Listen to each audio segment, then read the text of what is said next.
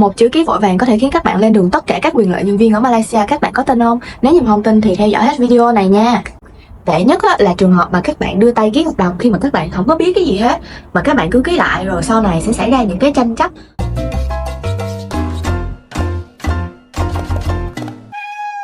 Hello mọi người, lại là mình Uyên nè. Hiện tại thì mình đã sinh sống và làm việc ở Malaysia được 1 năm rồi. Thì đây là tập 2 của series có job nè. Trong tập 2 này chúng ta sẽ cùng nhau thảo luận và giải thích những cái thuật ngữ như là BPO là gì, công ty in-house là gì, EPF là gì, hoặc là công ty agency là gì nè. Những cái thuật ngữ này nghe qua thì nó rất là gì và này nọ, đúng không nè? Nếu như mà đi làm ở Malaysia hoặc là đi làm ở các quốc gia có tuyển dụng cho lĩnh vực BPO, ngành nghề BPO mà không biết những cái thuật ngữ này thì coi như là các bạn sẽ chịu thiệt thòi cho mình về sau này đó nha. Vì đi làm ở nước ngoài á, nếu như mà các bạn không có nắm thông tin về những cái thuật ngữ này thì khi mà các bạn đi làm các bạn sẽ chịu rất là nhiều thiệt thòi liên quan đến hợp đồng nè. Sau này các bạn ngỡ ngàng ngơ ngác và té ngửa. Bạn nào mà đang chuẩn bị đi sang Malaysia, đang phân vân có nên đi Malaysia không, hoặc là đã đi rồi nhưng mà vẫn còn lơ mơ với những cái thuật ngữ, thì video này là dành cho bạn. Các bạn hãy ở lại đến hết video này và nghe hết video để tránh cảnh phải ra về Việt Nam trong nước mắt. Rồi, trước tiên là BPO nè. BPO là viết tắt của cụm từ Business Process Outsourcing. Bạn là một người nhân viên của công ty nhưng mà các bạn lại làm việc cho khách hàng của công ty. Hiểu đơn giản là bạn làm việc cho khách hàng của công ty mà bạn ký hợp đồng. Nhưng mà cái người khách hàng đó sẽ là ở một quốc gia khác hoặc là một cái công ty khác. Ví dụ như là bạn làm cho công ty A thì bạn sẽ nhận một cái dự án support và làm việc cho một cái công ty B. Thì công ty A mà bạn ký hợp đồng sẽ được gọi là công ty BPO và công ty B mà các bạn nhận dự án sẽ được gọi là client. Nhưng túm lại là bạn sẽ làm việc cho cái client đó, nhưng bạn không phải là người của client. Thì trong cái ngành nghề BPO sẽ có rất là nhiều những cái công ty BPO nổi tiếng, ví dụ như là công ty Concentrix, công ty Accenture, công ty Teleperformance, vân vân.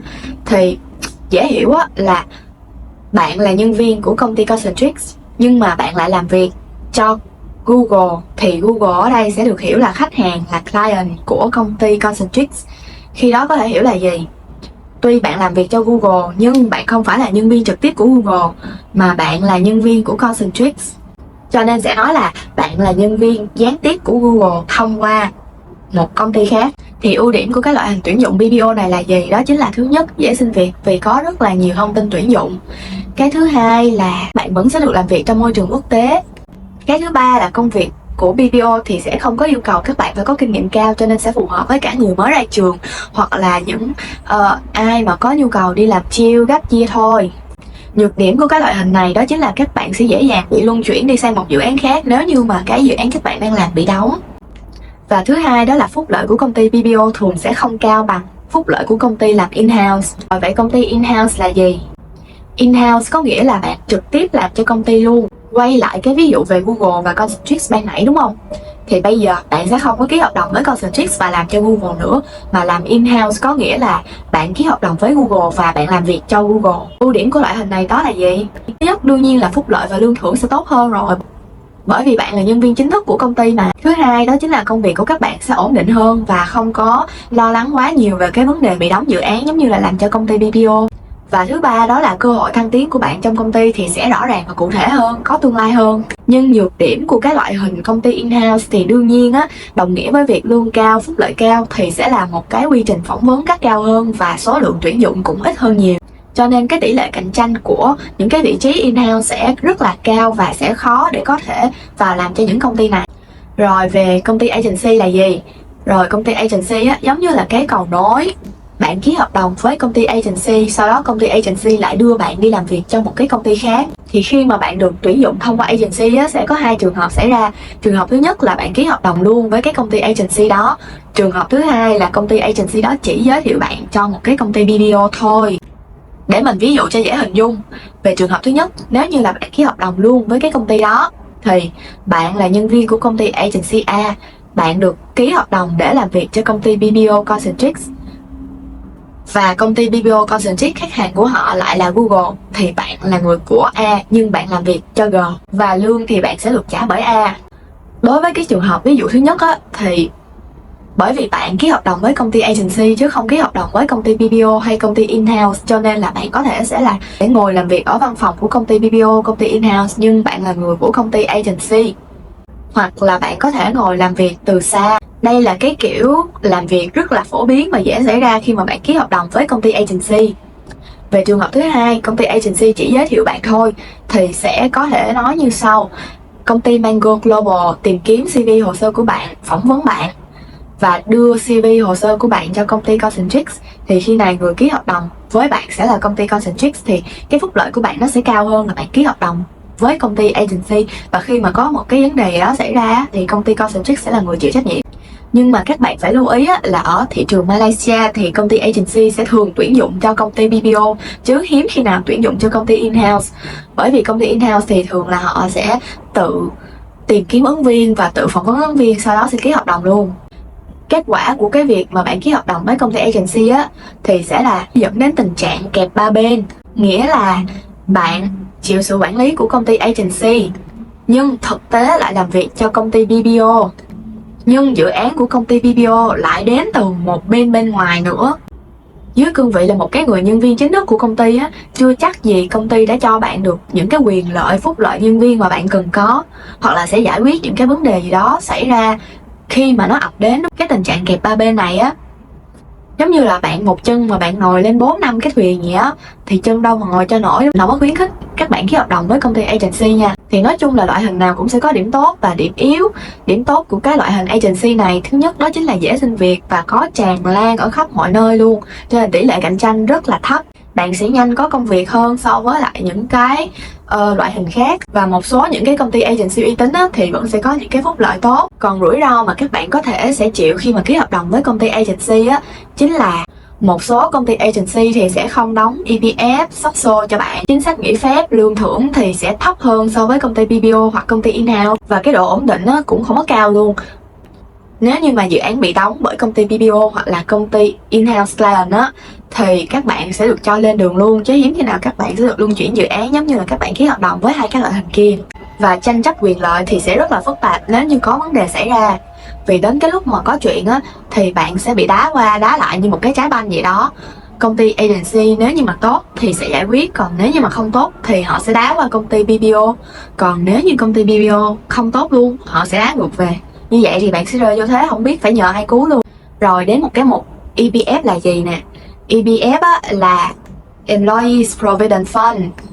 Cái này hiểu nôm na là quỹ hưu trí của Malaysia, nó giống như là cái loại bảo hiểm xã hội ở Việt Nam vậy Đây là một cái khoản tiền mà bạn và công ty cùng đóng để tích lũy cho tương lai khi mà bạn rời khỏi Malaysia.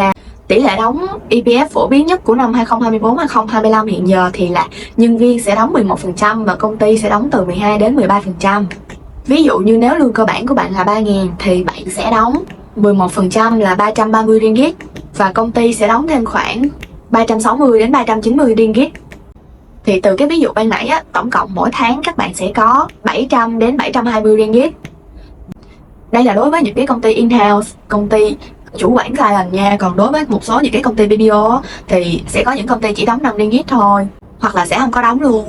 Vì cái EPF này thực tế là trên tinh thần tự nguyện của các bạn. Tiền này sẽ được gửi vào tài khoản EPF ở Malaysia và sẽ được rút ra trong hai trường hợp.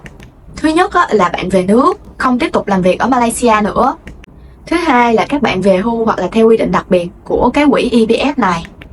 Thì như mình cũng nói là có một số công ty, đặc biệt là công ty agency hoặc là công ty nhỏ làm việc ngắn hạn sẽ không đóng EPF. Thì cái việc đóng hay không các bạn phải làm rõ ngay từ đầu trước khi ký hợp đồng. Nếu như mà không đóng EPF thì lương của các bạn nhận về sẽ có thể cao hơn, nhưng các bạn sẽ bị mất đi cái quyền lợi có một khoản tích lũy lâu dài. Thì điểm cần nhớ của cái EPF này là gì nè? Thứ nhất là cả bạn và công ty đều phải đóng EPF. Thứ hai, đây là tiền tích lũy sau này bạn có thể rút ra khi mà bạn rời Malaysia. Thứ ba, đây là quyền lợi. Cho nên là nếu như mà công ty có đóng EPF cho các bạn thì các bạn cứ mạnh dạn tham gia, chứ đừng vì nhận tiền về cao hơn mà các bạn bỏ lỡ vào cái quỹ EPF này. Tại các bạn mà bỏ lỡ cái quỹ này thì các bạn là người thiệt thòi thôi, chứ công ty không có chịu thiệt.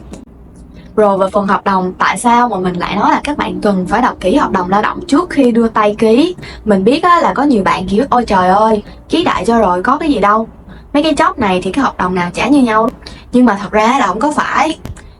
Hợp đồng lao động sẽ quyết định lương của bạn như thế nào, phúc lợi chế độ nhân viên của bạn sẽ ra sao, bạn có được hưởng đặc quyền gì khác không, điều kiện nghỉ việc nếu như các bạn cần nghỉ việc trước khi thời hạn lao động kết thúc thì sao. Có đóng quỹ EPF cho các bạn hay không?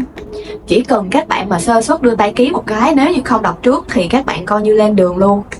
Một số những cái phúc lợi cơ bản mà nhân viên làm việc ở Malaysia sẽ có. Thứ nhất đó là EPF nè, lương cơ bản, ngày nghỉ phép và ngày nghỉ ốm, ngày nghỉ lễ chính thức theo như lịch của quốc gia. Tất cả những cái mình vừa nói thì nên được ghi vào hợp đồng, bởi vì đây là quyền lợi cơ bản của một người nhân viên nên có. Và bạn nên kiểm tra kỹ cái mục này, nếu như không sẽ bị HR lương lẹ. Phúc lợi bổ sung trong hợp đồng đó là bạn có được bảo hiểm sức khỏe tư nhân khác hay không, ví dụ như là AIA. Bạn có được khám sức khỏe định kỳ hay không? Bạn có được làm việc tại nhà hay là làm việc hybrid hay không? Bạn có được lương thưởng tháng 13 hay không? Bởi vì các công ty BPO ở Malaysia thì rất là hiếm công ty nào có trả lương tháng 13 cho chúng ta. Trước khi mà ký hợp đồng thì các bạn phải đọc rất là kỹ mức lương cơ bản của các bạn như thế nào, có đúng với lại khi phỏng vấn HR đã đưa ra hay không, có đóng quỹ EPF cho bạn hay không, chính sách nghỉ phép, nghỉ ốm cụ thể như thế nào phải ghi ra rõ, các khoản phúc lợi bổ sung có được nêu rõ hay không, phải điền đầy đủ vào hợp đồng chứ không được chỉ nói miệng. Và một cái mục mà mình cảm thấy là có rất là nhiều người Việt Nam sang đây đi làm mà không đọc đến, các bạn sẽ thường xuyên bỏ qua cái mục nếu như tôi cần nghỉ việc trước khi hợp đồng chấm dứt thì sẽ như thế nào. Mình lưu ý cho các bạn là các bạn nên tìm cái điều khoản này trong bất kỳ một cái hợp đồng với bất kỳ một cái công ty nào trước khi các bạn đưa tay ký. Vì sao mình lại nhắc đến điều kiện kết thúc hợp đồng hay thử việc? Bởi vì có rất là nhiều bạn không quan tâm đến vấn đề này. Thì có một số công ty ghi rõ là các bạn nghỉ trước thời hạn bao nhiêu đây năm thì các bạn sẽ phải đóng mức tiền từ bao nhiêu đây trở lên. Hoặc là cũng sẽ có công ty ghi là các bạn sẽ không cần phải đóng tiền trong trường hợp các bạn đưa ra thông báo nghỉ việc trước bao nhiêu tháng. Thì cái này các bạn cần phải lưu ý nha. Có những trường hợp các anh chị hay các bạn Việt Nam cần có nhu cầu cần nghỉ việc và phải về Việt Nam gấp, thì các bạn phải đóng phạt một cái khoản tiền đền bù hợp đồng rất là lớn, từ 10.000 trở lên, cho cái việc các bạn nghỉ trước khi hợp đồng lao động chấm dứt. Thì khi mà nhận được cái thông tin phải đóng tiền như vậy, mọi người tá hỏa hết, trong khi là hợp đồng thì đã ghi rất rõ. Cho nên là các bạn phải đọc rất kỹ hợp đồng của các bạn có điều khoản bonding hay không. Rồi hy vọng là hết cái video này thì các bạn đã có thể có một cái nhìn bao quát hơn về EPF là gì, công ty BPO là gì, in-house hay là agency là gì, để mọi người đưa ra quyết định mình sẽ nên ký hợp đồng với cái loại hình nào. Và quan trọng hơn hết đó là các bạn nắm được những cái thông tin là mình nên đọc những cái gì, lưu ý những cái gì trong hợp đồng trước khi đặt tay ký vào một cái bản hợp đồng lao động. Bạn đừng nghĩ là video này sẽ chỉ dành được cho những cái người làm ở lĩnh vực BPO. Dù là bạn làm lĩnh vực gì ở Malaysia, bạn làm IT, bạn làm graphic designer, bạn làm marketing, bạn làm sales hay như thế nào đi nữa, thì những cái phúc lợi này là những phúc lợi cơ bản mà một người nhân viên cần có khi mà làm việc và sinh sống ở Malaysia. Đây là những quyền lợi rất quan trọng mà nó sẽ ảnh hưởng trực tiếp đến túi tiền của các bạn, sức khỏe và sự ổn định lâu dài của các bạn ở quốc gia này. Và những cái gì nãy giờ mình vừa nói có thể áp dụng cho hầu hết các ngành nghề ở quốc gia Malaysia nói riêng và ở trên thế giới nói chung. Những cái điều khoản trong hợp đồng lao động các bạn luôn luôn cần phải lưu ý để nắm rõ quyền lợi cho mình, cũng như là cảnh giác đề cao trước những cái mưu trò tuyển dụng của những cái nhân sự dỏm, để rồi bị tiền mất tật mang nha mọi người. Tại sao mình lại làm ra cái video này? Thứ nhất nè, các bạn cần phải hiểu rõ mình đang làm cho cái công ty kiểu gì, bởi vì nó ảnh hưởng trực tiếp đến quyền lợi nhân viên của các bạn. Thứ hai, các bạn sẽ hiểu rõ về chế độ mà các bạn có thể được hưởng. Đặc biệt là nếu như mà khi mà các bạn hiểu rõ hết tất cả mọi cái thuật ngữ rồi thì các bạn sẽ trong một cái phong thái tự tin và chủ động khi mà phỏng vấn với nhà tuyển dụng, và sẽ trong tư thế chủ động khi mà các bạn đọc hợp đồng lao động trước khi ký. Nếu như mà bạn thấy video này hữu ích thì đừng quên cho mình một like, một share để nhiều bạn khác cũng thấy cái video này và sẽ không phải bị mù mờ như mình lúc mà mới tìm những cái thông tin để sang đây làm việc nhé. Và quan trọng nhất là các bạn đừng quên bấm nút subscribe kênh của mình để tụi mình lại được gặp nhau trong những cái video tập sau của series có chấp nè. Còn ký hợp đồng xong có phải là đã xong hay không? Đương nhiên là không rồi. Ký hợp đồng xong các bạn đi đến bước đi làm, và đi làm thì sẽ có KPI. KPI của cái ngành này tính luôn cả cái thái độ của bạn làm việc như thế nào luôn. Tập sau thì mình sẽ nói cụ thể hơn về KPI cũng như là cách tính KPI. Mọi người nhớ đón chờ video tiếp theo của mình nhé. Bye!